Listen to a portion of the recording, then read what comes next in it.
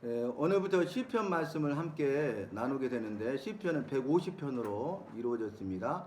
특별히 시편은 146편부터 150편까지는 할렐루야로 시작해서 할렐루야로 끝나죠. 그래서 우리가 일명 시편을 할렐루야 시편이다 이렇게 이야기를 합니다. 그래서 할렐루야는 여호와를 찬송합시다 라는 뜻이 되겠죠. 그래서 찬양하라 여호와를, 찬송하라 여호와를 이렇게 말했는데, 할렐루야 야는 여호와지 않습니까? 그래서 여호와니까 우리가 여호와를 찬송합시다 이렇게 하는 게 맞습니다. 대부분 여호와를 찬양하라 이렇게 이야기하고 있지 않습니까? 그런데 여러분 이미 말씀드린 대로 찬송은 여호와와 여호와의 거룩하신 이름을 높여드리는 모든 행위가 찬송이고, 그 다음에 여호와가 행하신 모든 일까지 높여드리는 것이 찬양이죠. 그 범주가 더 높지 않습니까? 그런데 여호와를 하는 것이 여호와로 국한되잖아요. 그러니까 여호와를 찬송하라 이렇게 하면 되겠습니다. 그래서 시편 말씀 보면은 할렐루야 시편이다 이렇게 말씀을 드립니다. 그리고 편의상 우리가 50편 이렇게 끊어서 말씀을 나누려고 합니다. 그 다음에 이 할렐루야 시편인데 두 번째로 중요한 건 뭐냐면은 이 찬송하라 그랬는데 뭘 찬송하냐면, 첫 번째는 여호와께서 주신 언약을 찬송하라 이 말씀을 하고 있습니다. 그래서 첫 번째는 찬송과 경배라는 말을 우리가 기둥으로 세울 수 있고요. 두 번째는 아까 말씀드린 대로 여호와를 찬송하라 그런 내용이 되겠죠. 근데 어떤 여호와를 찬송하냐면 언약을 성취하신 여호와를 찬송하라. 그러니까 할렐루야 시편은 뭐냐면 언약을 성취하신 여호와를 찬송하라는 것이죠. 두 가지죠. 첫 번째는 언약을 찬송하라. 두 번째는 언약의 성취를 찬송하라. 그 말은 뭡니까? 예언과 성취죠. 언약은 말씀으로 하신 약속 아니겠습니까? 하신 예언의 말씀을 이루신다는 것이죠. 그래서 여호와를 찬송하는데 첫 번째 사람 아담으로부터 시작되죠. 아담으로부터 시작되고 그 다음에 노아, 그리고 아브라함과 이삭과 야곱, 아브라함이 믿음의 조상으로 대표가 되겠죠.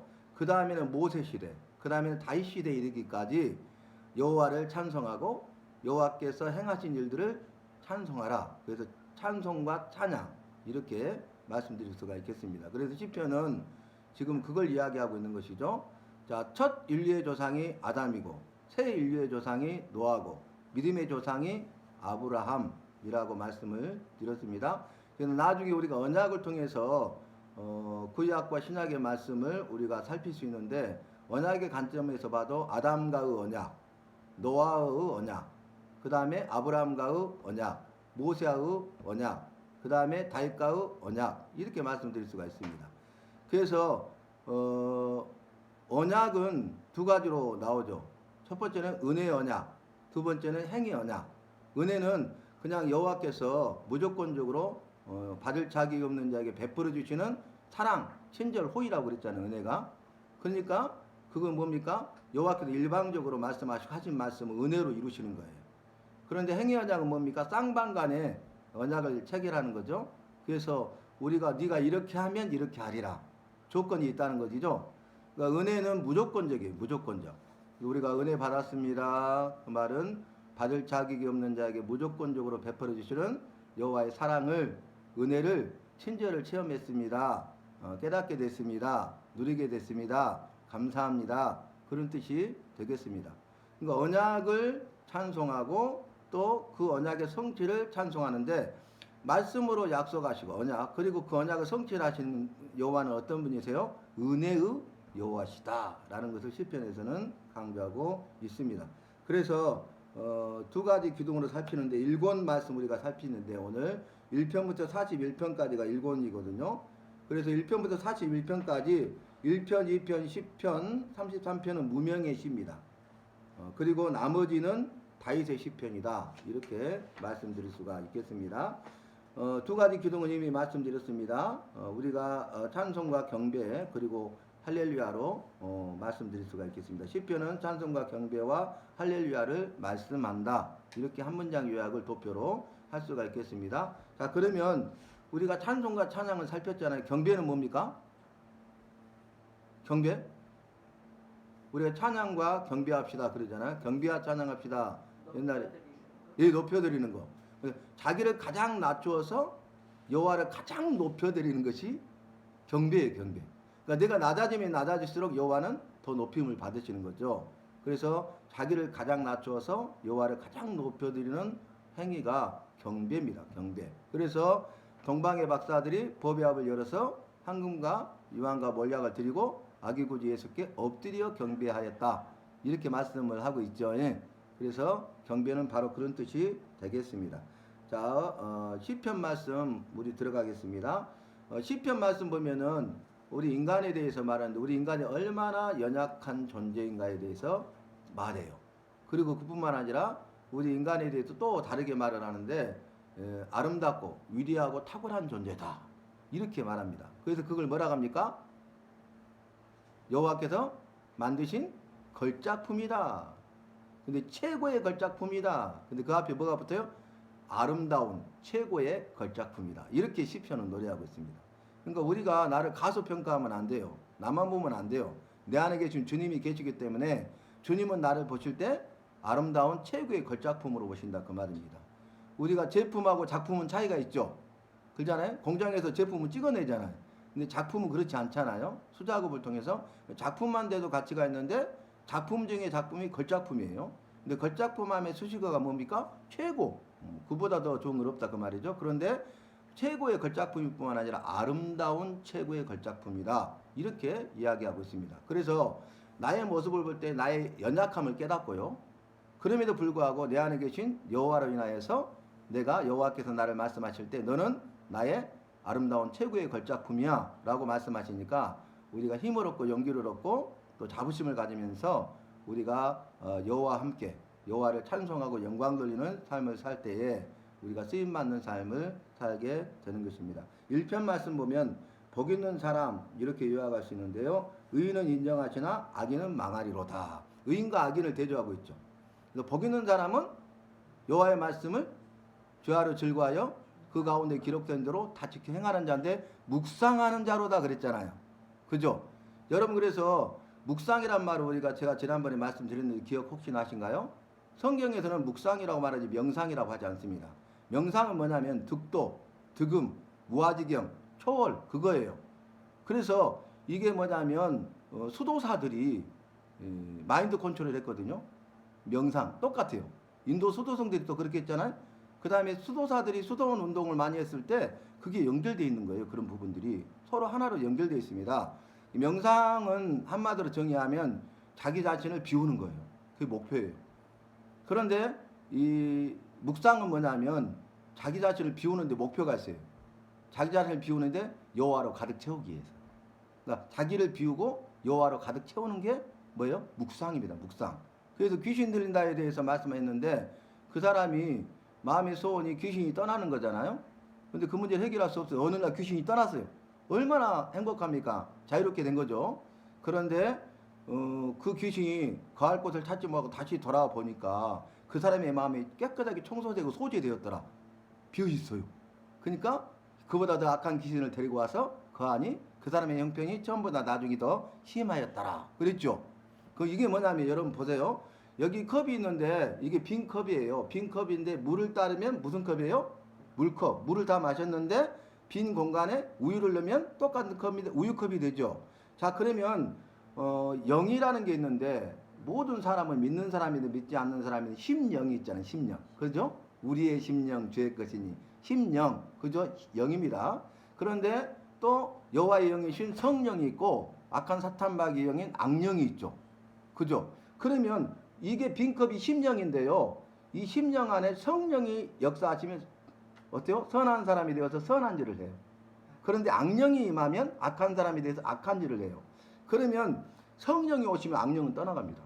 그러니까 아까 우리가 우리 자신을 비우는 게 명상이잖아요. 비웠어. 근데 그대로 있자 방치되어 있으면 악령이 들어오면 악령이 들려서 귀신 들려서 악한 사람이 되고 악한 일을 하게 된다 그 말이에요. 그런데 우리가 묵상을 통해서 내 자신을 비우는 목적이 뭐예요? 여호와로 가득 채우는 거예요. 그게 성령 충만입니다. 그러면 선한 사람이 되어서 선한 일을 하게 된다 그 말이죠. 그래서 심령이 가난한 자는 복이 있나니 그 말씀이 그거예요. 심령이 가난한 자. 우리 심령을 비우는 거예요. 어? 뭘로 채우기 위해서? 여호와로. 그러면 천국이 저희 것이 되는 거예요. 내 주 예수 모신 곳이 그 어디나 하늘나라. 믿으십니까? 그러니까 여호와께서 임하시면 여호와의 통치가 이루어지고 여호와의 통치 다스림을 받는 곳이 천국이에요. 하늘나라예요. 아시겠죠? 그래서 우리가 팔복에 대해서 설명할 때도 여러분 팔복으로 알고 있잖아요. 성경 자세히 보세요. 구복입니다. 구복.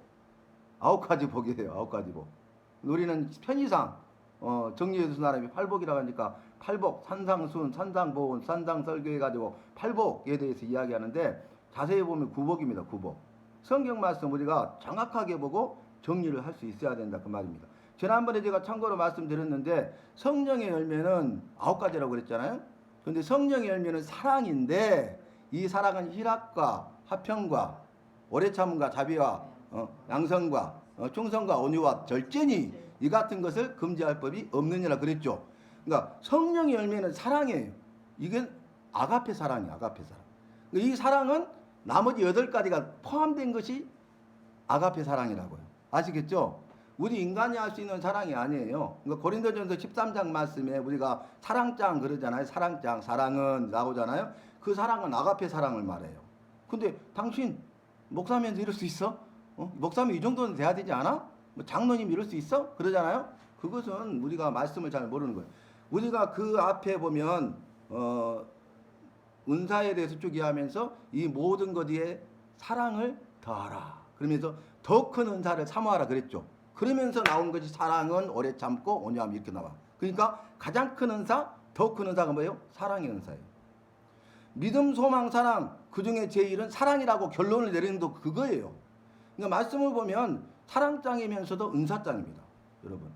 그러니까 우리가 문맥을 이렇게 연결해서 볼 수 있어야 돼. 근데 따로따로 보기 때문에 그걸 정확하게 보기가 어렵다 그 말입니다. 그래서 우리가 이런 말씀을 나누면서 성경을 읽어가고 또 그런 부분을 확인하면서 우리가 더 성경적인 믿음을 가지고 살기 위해서 이렇게 말씀을 나누고 있는 것입니다. 자, 다시 돌아와서요. 자, 그럼 묵상은 뭐라겠어요? 투약이라게 투약. 되새김질이 아니라고요. 투약은 뭡니까? 메디칼로스라는 원어인데 우리가 약을 먹으면 온몸에 약이 퍼지죠. 그래서 약이 효과가 나면 내가 병을 이겨낼 수 있죠. 그와 똑같아요. 말씀의 지배를 받는 거예요. 그래서 성경은 말씀에 붙들림 받은 삶이다. 말씀에 메인 받은 삶이다. 그랬잖아요. 우리는 말씀에 붙들림 받고 메인 받은 삶을 살아야 되겠죠. 그래서 성령의 지배를 받는 게 뭐냐? 말씀의 지배를 받는 것이 성령의 지배를 받는 거고, 말씀 충만한 것이 성령 충만한 것이고, 말씀의 인도함을 받는 것이 성령님의 인도함을 받는 거예요.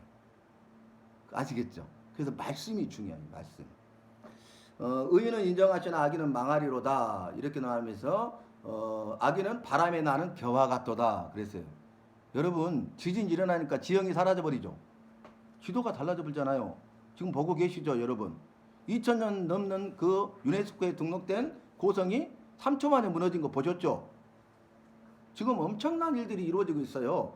그러면 이 멕시코나 아마존 유역에 엄청난 몇천 년 아름들이 그냥 이렇게 사람 몇 사람이 해야 될 고목들이 숲이 딱 있는데요. 태풍이 한번 지나가니까요. 그냥 전기톱으로 베듯이 완전히 쓰러져 버렸대요. 제가 직접 들어서 선교사님한테. 그리고 지형이 달라져 버렸대요. 마을과 어떤 그 형성, 그 지형이 사라져 버린 게 태풍 하나만 와도 엄청난 일이잖아요. 근데 바람에 나는 겨와 같도다. 이게 뭐냐면 여러분 우리의 삶 가운데 의인이 고난을 당하고 악인이 형통하는 것을 부러워하지 마라 그랬잖아요. 잠시 잠깐이라 그랬죠. 그리고 마지막에 여호와께서 심판하시는데 여호와의 분노와 진노와 그 명렬한 불 같은 그런 심판이 임하게 될 것을 말씀하시는데 그날이 여호와의 날이요 여호와의 큰 날이요 여호와의 크고 두려운 날이다. 이렇게 예언하고 있는데 그 일이 이루어지면 어떻게 됩니까? 악인은 멸망당하고 의인은 복을 받게 돼요. 그게 형통의 복입니다. 아시겠습니까? 그래서 1편 말씀은 복 있는 사람은 말씀을 묵상하고 그것을 지켜 행하는 자로다 그랬어요. 여기도 중요한 건 뭐냐면 죄하러 즐거워해요. 묵상해요. 근데 그거보다 더 중요한 게 뭐냐면 지켜 행하는 거예요. 왜 우리가 말씀을 죄하러 즐거워합니까? 지켜 행하기 위해서. 왜 묵상해야 됩니까? 지켜 행하기 위해서. 그래서 행하는 것이 굉장히 중요해요, 여러분. 그래서 우리가 믿음으로 구원받지만 행함의 열매가 있어야 된다 그 말입니다. 선행의 열매가 있어야 된다는 것입니다. 그 너희는 빛의 자녀들처럼 행하라. 빛의 열매는 모든 착함과 의로움과 진실함이 있느니라. 그 열매가 있어야 돼요. 그 열매를 보고 그 나무를 알리라. 예수님께서 그렇게 말씀하셨죠. 열매 없는 무화과를 저주하셨죠. 그거 뭐 난제 그러는데 나중에 그 부분 오면은 제가 쉽게 설명을 또 해드릴 기회가 있을 것입니다. 우리 하정희 집사님이 지지난주에 차 타고 오면서 그거 물어봤어. 차 안에 제가 대답해드렸어요. 기억나신가요? 예. 2편 말씀 보면 나의 왕, 심판, 경애로 이렇게 요약할 수 있는데요. 나의 왕은 거룩한 산 시온에 세웠다. 시온은 어떤 것입니까? 여호와께서 임하시는 것, 거하시는 것. 여호와께서 다스리시고 통치하시는 것. 그래서 시온에서요. 여호와께서 나를 만나 주시고 내 죄를 용서해 주시고 은혜와 복을 주시고 지키시고 보호하시고 인도해 주신다는 의미가 있어요. 시온. 아시겠죠? 그러면 나는 어떻게 된다고요? 그곳에서 여호와를 만나고 죄 용서함을 받고 은혜와 복을 받고 지키심과 보호하심과 인도하심을 받는 것이 시온이에요. 그래서 시온의 의미가 굉장히 중요합니다. 그래서 여부스 사람들의 그 성을 다윗이 탈환해가지고 다윗성이라고 했죠. 예루살렘 성이죠. 그게 시온 성이잖아요. 그죠? 왜냐하면 여호와께서 계시는 곳, 함께 하시는 것, 동행하시는 것. 그래서 여호와께서 함께 하신다는 게 임마누엘인데 임마누엘은 떠나지 아니하고 영원토록 함께 하신다는 거잖아요. 여호와께서 자기 백성과 함께 하시다. 임마누엘 이렇게 말씀하고 있지 않습니까? 심판은 철장으로 곁들이며 질그릇같이 부수리라. 그래서 심판에 대해서 말씀하죠. 경외, 섬기고 떨며 즐거워하리로다. 여기서 나왔네요. 섬긴다는 말이 나왔죠. 경외는 무슨 뜻이었습니까? 가장 크게 두려워한다 라는 뜻이에요. 그러니까 사람을 두려워하거나 세상을 두려워하거나 악한 사탄 마귀를 두려워하지 아니하고 여호와를 가장 크게 두려워해요. 그러니까 믿고 따르며 섬기게 돼요. 섬긴다는 말이 나오죠. 그러니까 내가 지금 내 삶 속에 내가 믿고 따르며 섬기고 있다. 그러면 경외하는 삶을 살고 있는 거야. 그런데 그렇지 않다면 지금 여호와를 경외하지 않고 있는 거예요. 아시겠죠? 그래서 마지막 시험이 뭐였어요? 경외의 시험. 아브라함의 마지막 시험이 뭐였어요? 경외의 시험. 그래서 아브라함아 이제야 네가 나를 경외하는 줄 알았다. 여호와 이래. 그래서 여호와 이래의 뜻이 뭐였어요? 아시고 보시고 예비하신다. 우리 김지인 집사님을 아셔요. 형편과 처지와 어려움과 고난과 환난과 핍박과 마음의 소음과 그 모든 상황과 환경 억울함도 아셔요. 모든 걸 아세요. 그런데 그걸 아실 뿐만 아니라 보고 계셔. 어떻게 반응하는지 믿음으로 반응하십시오. 그러면 예비하신 은혜와 복을 주셔요.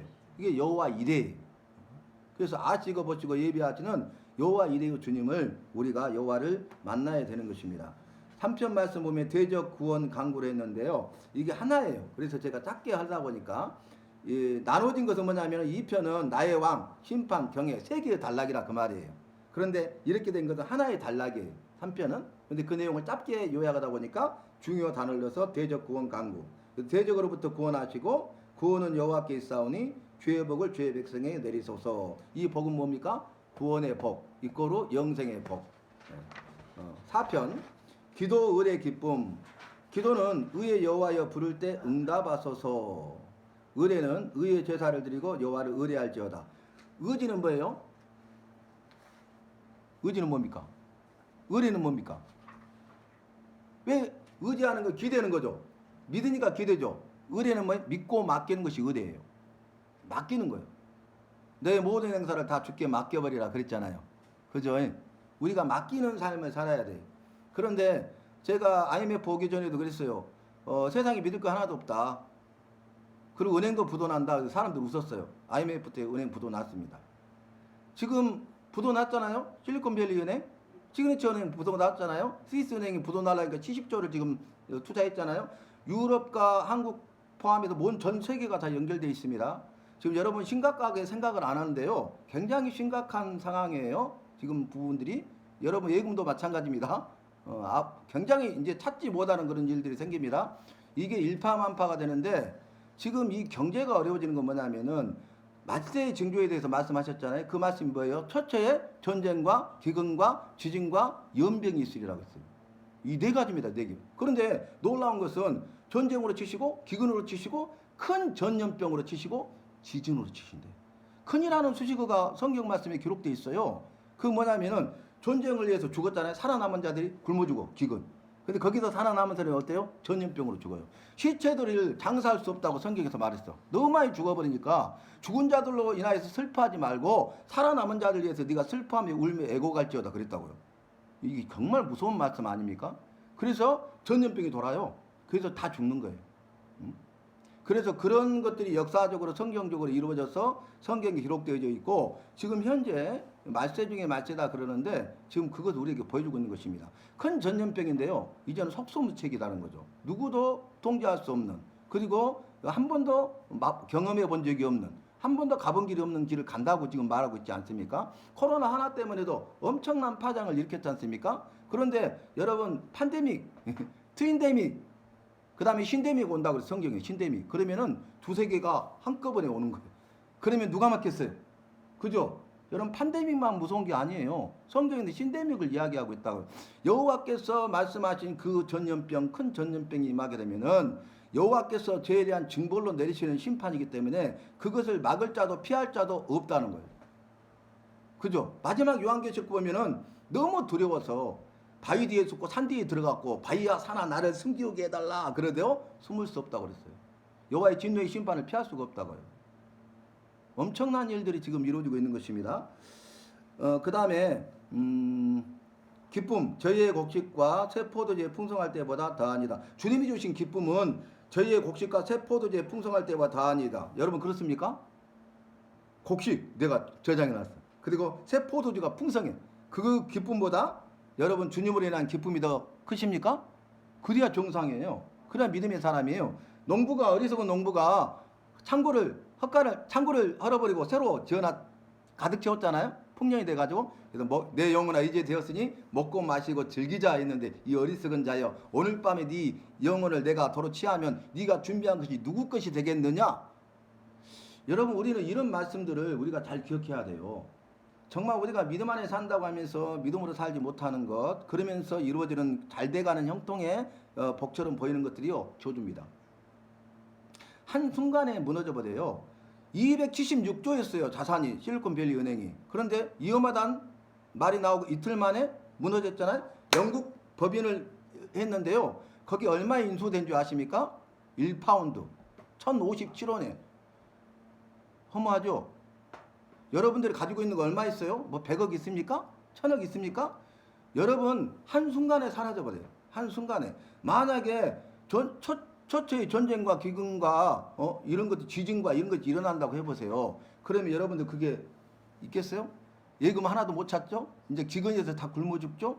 어떻게 할 거예요? 이런 부분들. 백두산이 터지면 남한은 안전한 줄 아세요? 남한 전 지역이 하산재로 1m씩 다 덮어버려요.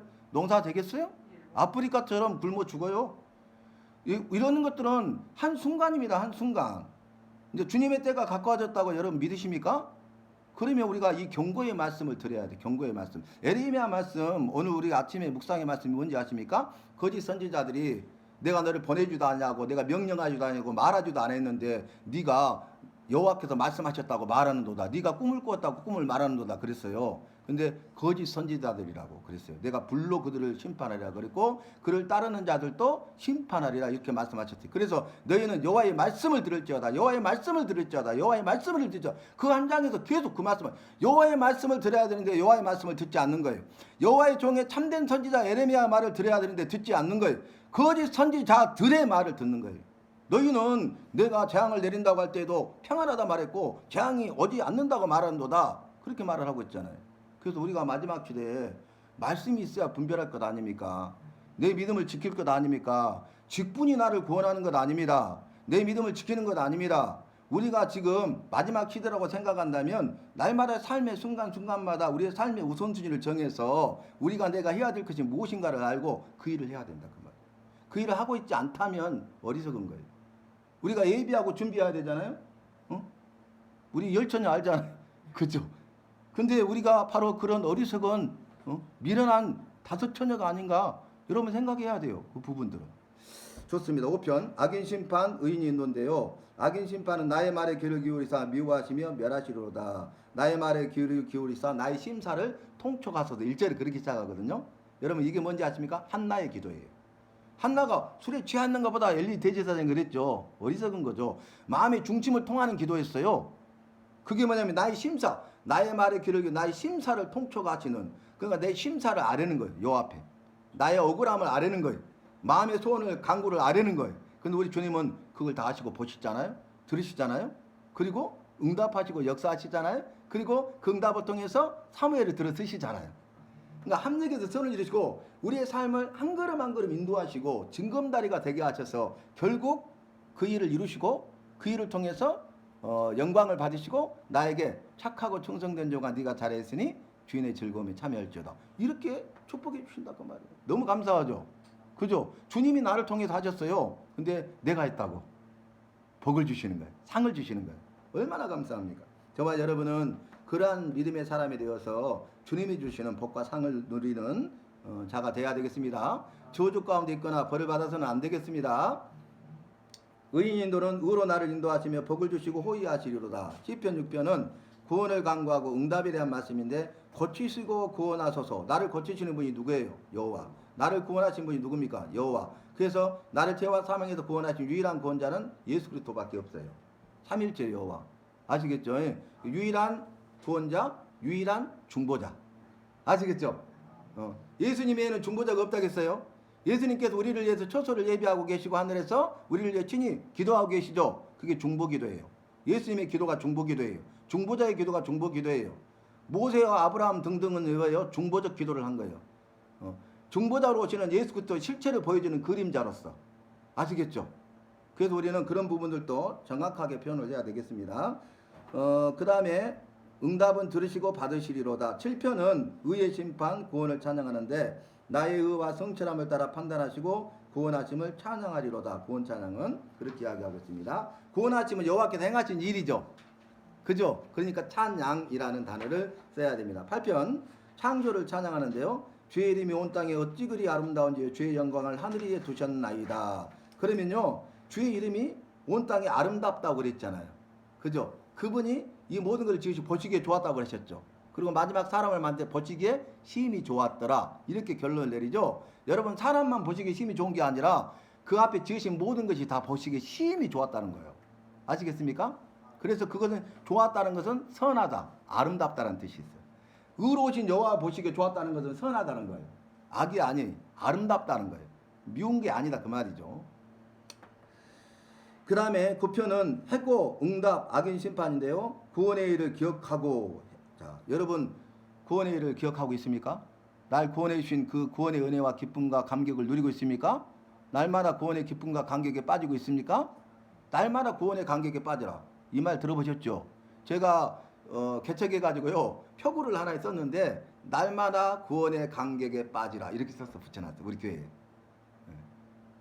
날마다 구원의 감격에 빠지라. 내가 스스로 나에게 하는 고백이에요. 그리고 들어오는 모든 사람, 내가 그렇게 기도했어요. 우리 교회에 들어오고 나가는 모든 사람이 날마다 구원의 감격에 빠지게 해주세요. 날마다 새로운 구원을 맛보며 경험하게 해주세요. 구원의 주님을 기억하게 해주시고 그분을 찬송하고 영광을 돌리게 해주세요.